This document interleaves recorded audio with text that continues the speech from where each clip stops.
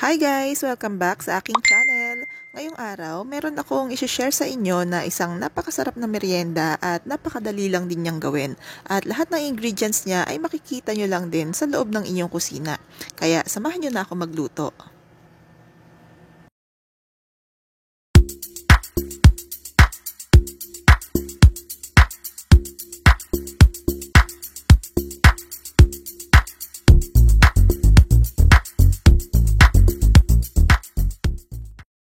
So, ang una nating gagawin guys, ipiprepare na natin yung ating 3 medium size na patatas at papakuluan natin siya hanggang sa lumambot.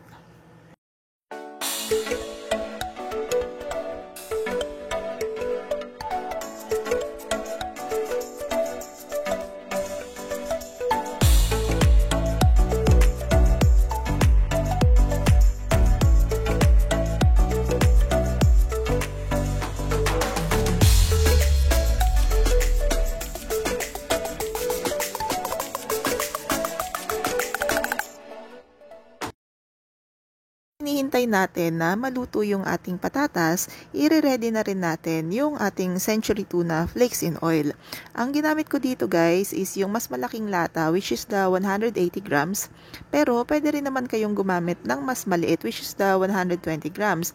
Mas gusto ko lang na mas lasa yung tuna kaya mas gumamit ako ng mas malaking lata. Bali, tatanggalin natin dito yung kanyang oil at make sure lang na na-drain natin siya ng mabuti para hindi maging malabsa yung kalabasan ng ating lulutuin.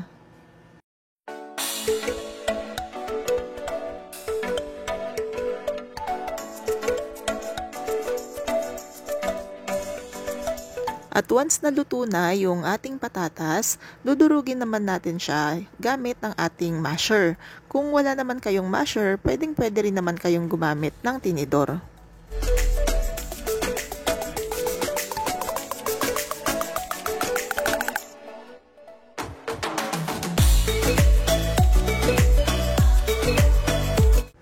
Titimplahan naman natin siya ngayon ng kalahating kutsarita ng asin at paminta. Bali, pwede nyo naman siyang i-adjust, depende na lang din sa inyong panlasa.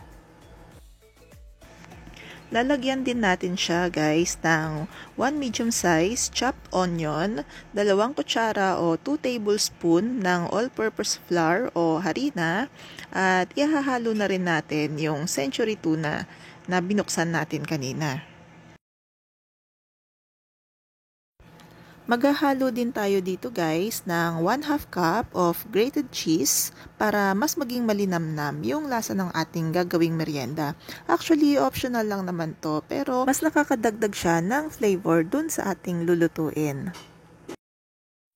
So ayan, hahaluin lang natin siya ng mabuti hanggang sa maging well combined lahat ng ating mga ingredients. At kung bago ka pa lang sa channel ko, please don't forget to like, comment, and subscribe at pakiclick mo na rin yung notification bell para lagi kayong updated sa mga bago kong recipes.